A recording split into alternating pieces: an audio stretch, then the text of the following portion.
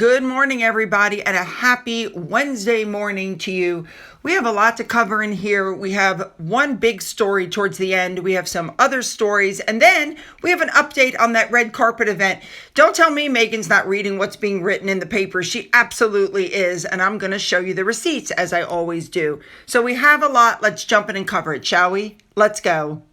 We're already aware that Harry and Meghan's popularity is in the toilet, which is why they're struggling to turn around what's being called their quote-unquote flop era and try to boost their popularity. We know that they've had a lot of setbacks. Their Spotify deal got axed. They've only put out one show with Netflix. That was a hit. And that's why they've split their stuff up. The doing of solo stuff, the splitting up, is supposed to alleviate the damage that's been caused. And so while they're trying to do this, I don't think it's going to work. I don't think it's coming off any better than when they did stuff together. They're still calling Nigeria and Colombia a success, even though it wasn't. They need a win to turn things around, but I don't know where a win is going to come from. Solo outings like this one, which I think was a complete flop. In case I didn't let you guys know, Lizzie Cundy was present. Do you guys remember Lizzie Cundy? For those of you who don't remember, Lizzie Cundy met Meghan Markle back in 2013 in London, and Lizzie took her and, introduced her around to people and, made sure she had the right connections. But the second that Meghan started dating Harry, basically Lizzie got put in the rearview mirror because she wasn't of any more use to her. Lizzie even came back and said she tried to set Meghan up with a footballer named Ashley Cole. Anyway, Lizzie Cundy apparently was at the head table with all the elites, and Meghan was in the back, they're claiming, surrounded by her entourage. Interestingly enough, it doesn't say that Meghan sat down at any of the tables and ate. And one of the other articles that I previously showed you said that Meghan was taken out a side door, and the way the article is worded makes it sound like Meghan wasn't supposed to be there and they escorted her out. Now, I've told you before that I think she was a +1 for her friend, and that's how she got in the door. Well, I think somebody listens to what we're saying. Because people are saying she's a +1, Meghan put up a statement on the Archwell site, and it reads, "This weekend, Meghan, the Duchess of Sussex, attended the Biennial Children's Hospital Los Angeles Gala, an inspiring event dedicated to celebrating the exceptional services provided to children across LA.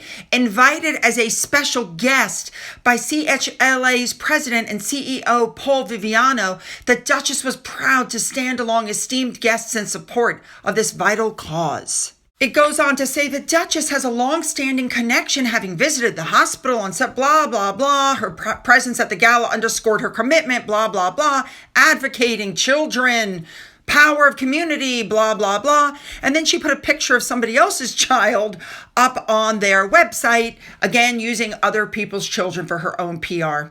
A big thank you to Resting Dollface for the picture above. Moving on. Next up, another minor story popped out saying that basically Harry wants to spend the Christmas in the United Kingdom, but Meghan doesn't want to go.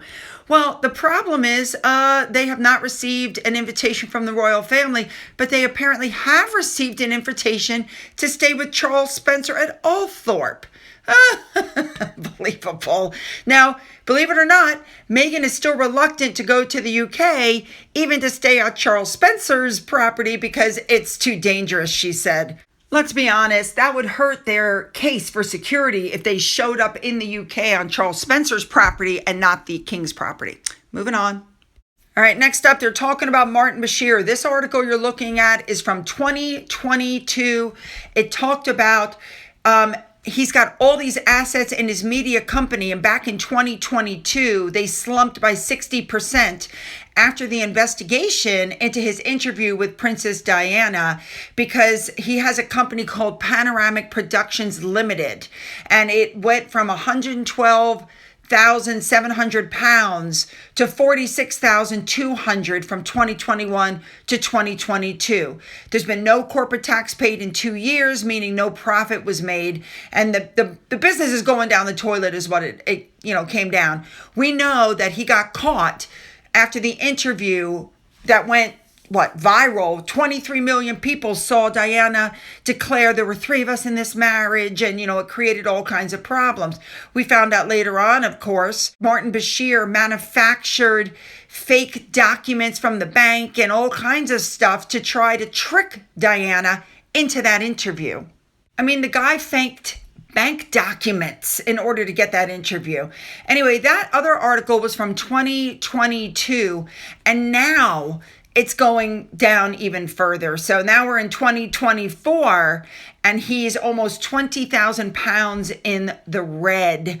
And so even though he hasn't been held account legally for what he did to Princess Diana, I think the public and other people have held him to account by basically killing his business. All right, let's move on now to our big story. Let's go back and let me remind you that the Golden Globes, which took place in January of this year, had a big reunion for the Suits cast. They were all there, except Meghan Markle. Patrick Adams was there. Gabriel Macht, I believe is how you say her name. Gina Torres, Sarah Rafferty. And some discussion took place, and it came out that from Gina Torres, I believe, that Meghan, they had a group chat, and Meghan was not part of the group chat. And she wasn't part of the group chat because Gina Torres said, and I'm quoting, "We don't have her number. We just don't." Of course, Meghan's team said she had a previous commitment and that's why she couldn't go. Give me a break. We found out later on, then she was complaining later about not enough security, whatever. Now, it wasn't long after that, as you can see, that Meghan Markle's former co-stars, Patrick Adams and Sarah Rafferty, decided that they were going to launch their own podcast.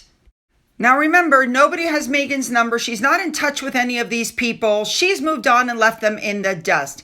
And this was announced not long after the Spotify podcast was canceled of Meghan Markle's, Archetypes. And then she moved on to Lemonada, and she hasn't done Spit with it since then.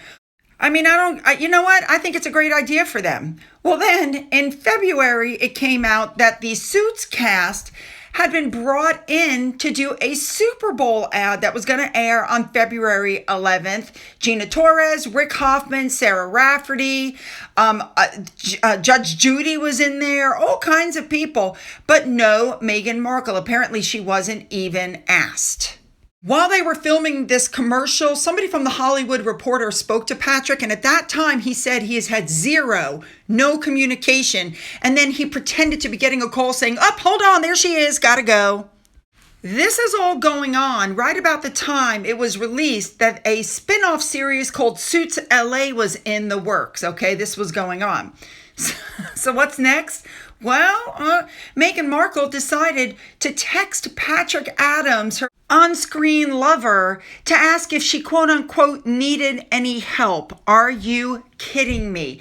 Now, this Patrick Adams guy, did a Q&A on Reddit on Sunday, and he said even then, and this was just a couple days ago, that he and Meghan are not in touch, that she leads a very different life now for obvious and important reasons. The only time she's been in touch was to see if she could basically come on the podcast. I mean, are you kidding me?